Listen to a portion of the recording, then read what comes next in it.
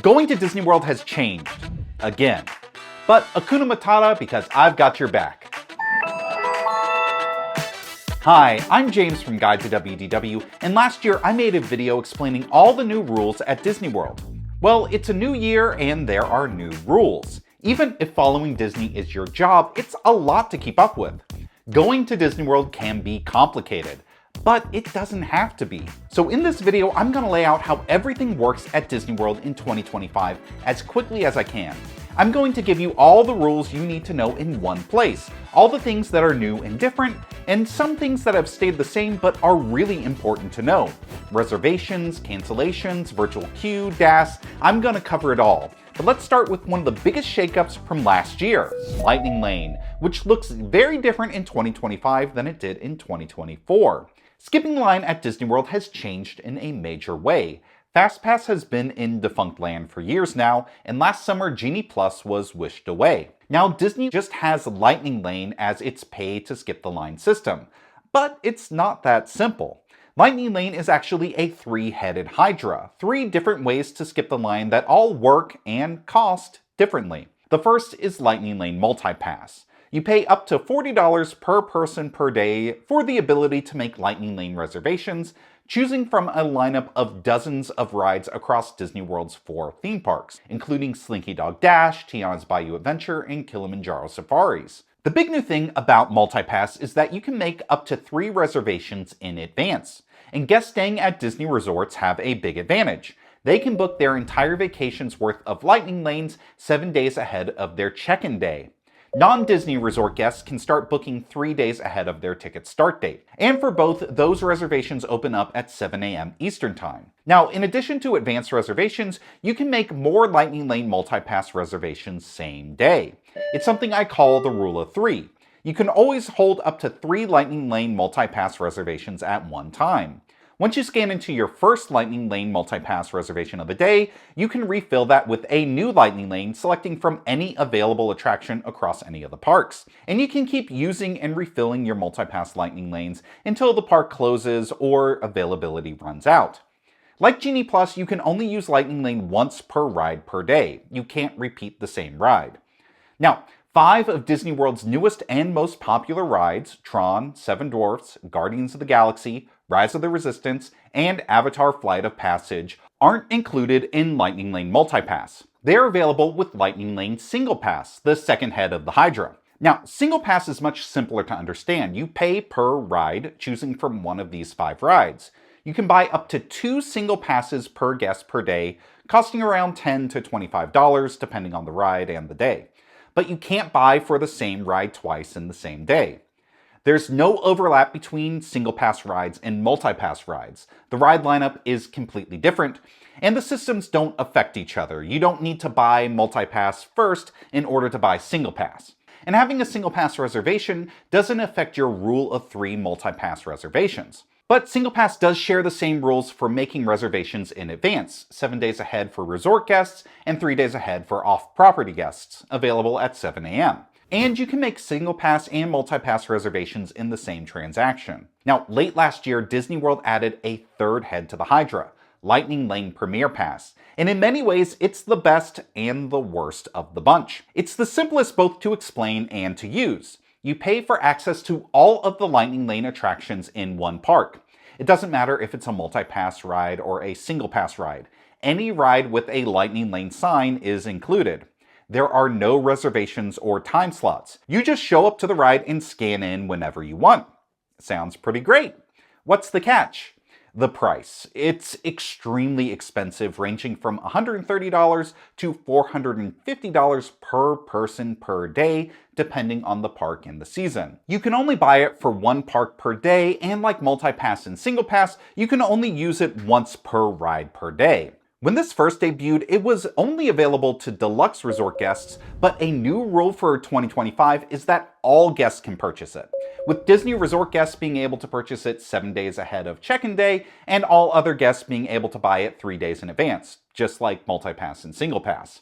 So that's all the rules you need to know for Lightning Lane Multi-Pass, Single Pass, and Premier Pass. If you want some expert tips on how to make the most of Lightning Lane, be sure to get subscribed to Guide to WDW so you don't miss my Lightning Lane videos coming soon. Let's move over to something that thankfully hasn't changed too much, the virtual queue.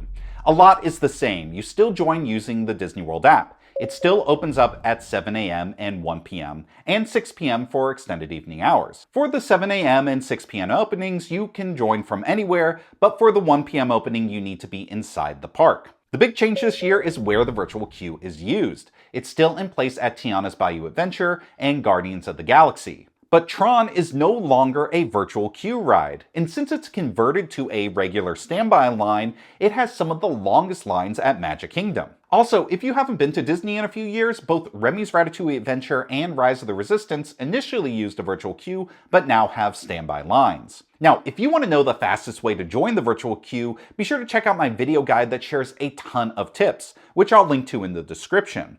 But since we're keeping things speedy here, let's go on to the next set of rules. Single rider is one of my favorite line hacks at Disney World. The line, which offers you a shorter wait in exchange for being a seat filler for single empty seats, mainly works the same, but there are two big recent developments. In 2024, both Remy's Ratatouille Adventure and Rise of the Resistance started offering single rider. And in January 2025, Disney tested a double rider line at Millennium Falcon, working just like single rider, but you can stay in groups of 2 instead. But this test only lasted a few weeks, and there wasn't any official change to signage or Disney World policy, so we'll see if this one comes back. One of Disney World's biggest and most controversial changes from last year continues to change in 2025.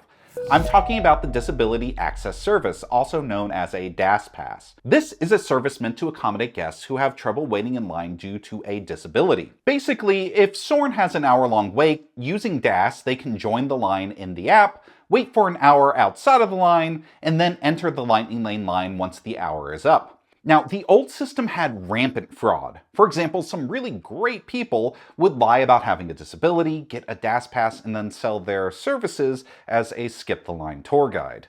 So to deal with the fraud, Disney added a video chat registration requirement and narrowed the definition of DAS to only be intended for people who can't wait in line, quote, due to a developmental disability like autism or similar disorder. That last part is where the controversy comes in. This seems to have helped crack down on people gaming the system, but also has had the consequence of people who legitimately have a disability that make it hard for them to wait in line also getting rejected, because it falls outside of that narrower definition. But there are two recent updates that suggest that Disney may be relaxing the rules a little bit. The first is that Disney has extended the registration window for DAS from 30 days to 60 days for that live video chat, making it easier for people to sign up. The second change is small but could be significant. Hard emphasis on could.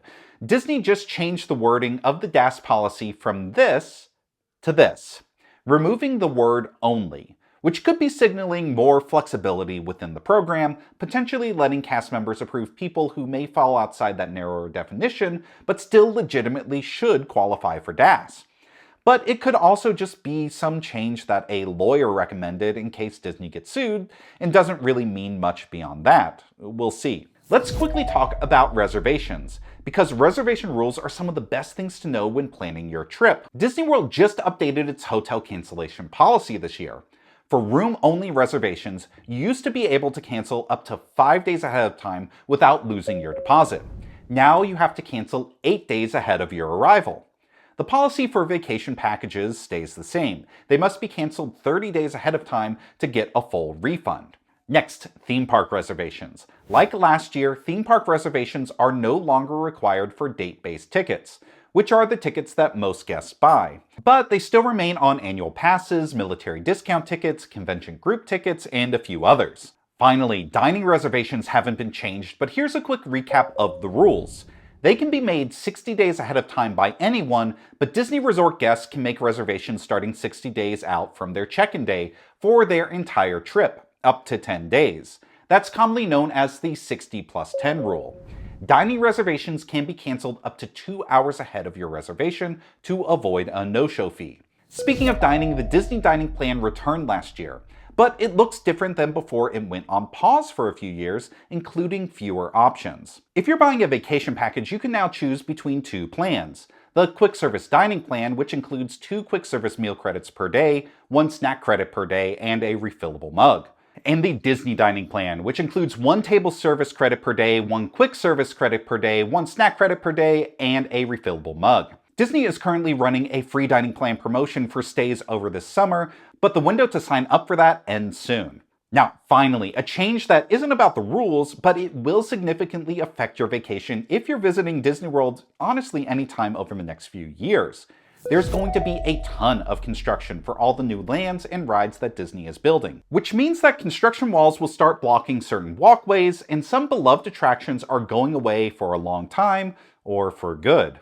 We're already seeing some construction walls go up this year for Dino Land changing into the Tropical Americas land, and for the lengthy refurbishment of Big Thunder Mountain. I have a full breakdown of everything new and closing at Disney World in 2025 on my channel, but since that video we've gotten a few more closing dates, including It's Tough to Be a Bug closing after March 16th for the new Zootopia show, and all of Muppet Courtyard, including Muppet Vision and Pizzerizzo closing after June 7th to make way for the Monsters Inc. land. So that's everything you need to know about the new rules and changes at Disney World in 2025. But do you still have any questions? Let me know in the comments below. I read everything y'all write to me and try to answer as many questions as I can. And I have a really big video coming up that is designed to save you a ton of time on your vacation at Disney World. So stay tuned. This has been James from Guide to WDW. Thanks for watching, and I'll see you real soon.